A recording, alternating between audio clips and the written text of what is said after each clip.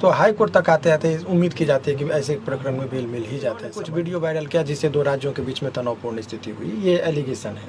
तो वो डॉक्यूमेंट्स है, वो सारा चीज़ ऑन रिकॉर्ड है। कोर्ट में सुनवाई हुई, क्या कुछ हुआ? देखिए उस केस में आपको जानकारी के लिए आप लोगों को बता दें अभी फिलहाल कि वो 3 केसेस हुए हैं और 3 केसेस में पुलिस के द्वारा जो है सो बोल रहे हैं कि अनुसंधान में हमको और पूछताछ की ज़रूरत है।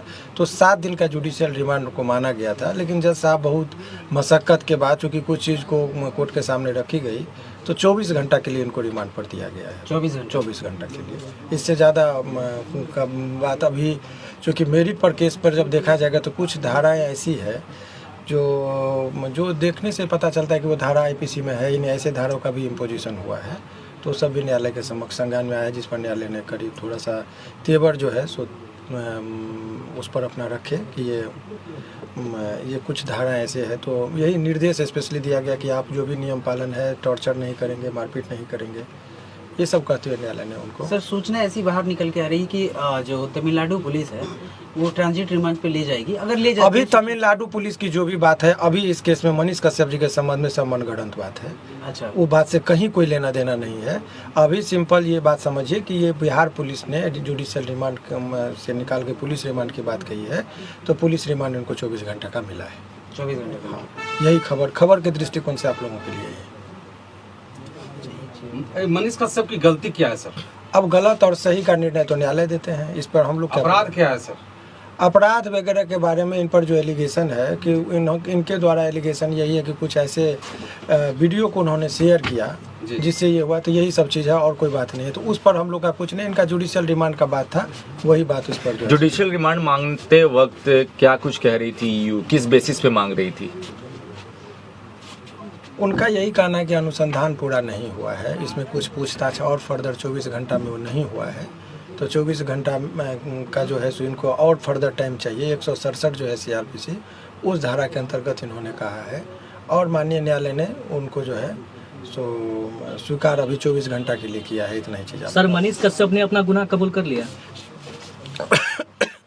ये सब बातें जो है सो कन्फेशनल स्टेटमेंट की बातें कही जा रही है, लेकिन इस तरह की कोई बात अभी नहीं है, कोई गुनाह नहीं है। देखिए आप एक चीज़ समझिए कि जब किसी भी व्यक्ति पर केस होता है, अनुसंधान होता है, चार्जशीट होता है, कन्फेशनल स्टेटमेंट का कोई महत्व नहीं होता है। सीआरपीसी की इंडियन एविडेंस एक्ट का जो है उसमें एक चीज़ समझिए कि कन्फेशन बिफोर द पुलिस, उसका कोई महत्व नहीं। तो कुछ कन्फेशनल स्टेटमेंट वो भी मनीष कश्यप ने अन्य लोगों की बातें कही जा रही है, लेकिन इनके द्वारा नहीं है। तो वो सब तमाम तरह का चीज़ है, जब वो चार्जशीट जमा होगा तब आप लोगों के लिए होगा। अभी फ़िलहाल यही समझिए कि जुडिशियल रिमांड, हालांकि वो चूँकि ये पूरा केस ही जुडिशियल रिमांड का जो क्वेरी था, जज साहब का ये कहना था कि ये होल केस डॉक्यूमेंट्स पर आधारित है, वो जुडिशियल रिमांड की ज़रूरत कहाँ पड़ती है, वो एक आप जानना चाहेंगे। हमने जुडिशियल रिमांड वो गलत टर्म का दिया, पुलिस रिमांड की बात हो रही है।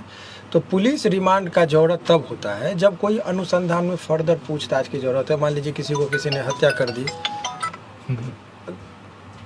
किसी ने हत्या कर दी और हत्या करने के बाद लाश को कहीं छुपा के रखा। अब वो व्यक्ति को गिरफ्तार हुआ, 24 घंटा में पता नहीं चल रहा है लाश वगैरह का। वो माने एक उदाहरण मैं दे रहा हूँ। ऐसे विकट परिस्थिति में लोग कहता है कि कुछ और रहेगा तो हमको कुछ साक्ष्य संग्रह हो जाएगा। इस केस में डॉक्यूमेंट्स पर आधारित केस है, सारा चीज़ एलिगेशन डॉक्यूमेंट्स पर है। यही है कि इन्होंने कुछ वीडियो वायरल किया जिससे दो राज्यों के बीच में तनावपूर्ण स्थिति हुई, ये एलिगेशन है। तो वो डॉक्यूमेंट्स है, वो सारा चीज़ ऑन रिकॉर्ड है। तो वो चीज़ का जो है सो 7 दिन का जुडिशियल रिमांड, इसीलिए जज साहब ने उनके रिमांड का जो था, उनका पुलिस रिमांड की बात जो कही जा रही थी, उनको उन्होंने इनकार करते हुए कहा कि नहीं, तो बहुत ज़्यादा मशक्क़त के बाद 24 घंटे के लिए उनको दिया गया। अगर मनीष कश्यप को सजा होती है तो कितनी उम्र? सजा की बात अभी छोड़िए, वो सब ट्रायल में होगा। अभी आप लोगों के लिए खबर ये है कि पुलिस कस्टडी जो होता है वो थोड़ा लोगों के मन में डर होता है, टॉर्चरिंग का एक डर रहता है।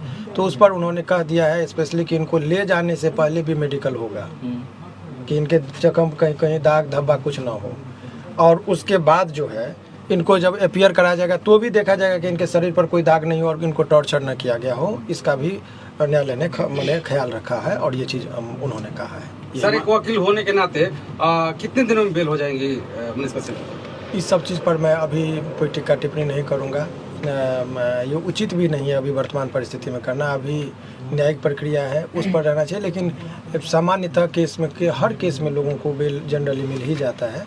तो यदि आपने कहे तो इसमें चूँकि लोअर कोर्ट में बेल नहीं मिलती है तो सेशन में लोग जाते हैं, सेशन में नहीं मिलेगा तो हाई कोर्ट में मिलता है, तो हाई कोर्ट तक आते आते उम्मीद की जाती है कि ऐसे प्रकरण में बेल मिल ही जाते हैं सामान्यतः। तो यदि हाई कोर्ट में नंबर में आने में 2.5-3 महीना लगता है तो ऐसे प्रक्रिया में 4-5 महीना का उम्मीद तो 4-5 महीना जो है सो प्रक्रियात्मक जो है सो लग ही जाता है। जो सामान्य अन्य केसों की बात मैं कर रहा हूँ, इस केस की बात नहीं। इस केस में भी यदि वही प्रक्रिया में आए तो होगा। सर दोबारा पुलिस फिर रिमांड पे तो नहीं ले सकती? बार बार रिमांड पर क्यों लिया जा रहा है प्रशासन के द्वारा मनीष कश्यप को? अब उस पर हम जब बयान देंगे तो पॉलिटिकल हो जाएगा, इसीलिए उसके लिए पॉलिटिकल लोग हैं वो लोग बयान देंगे, बेहतर है।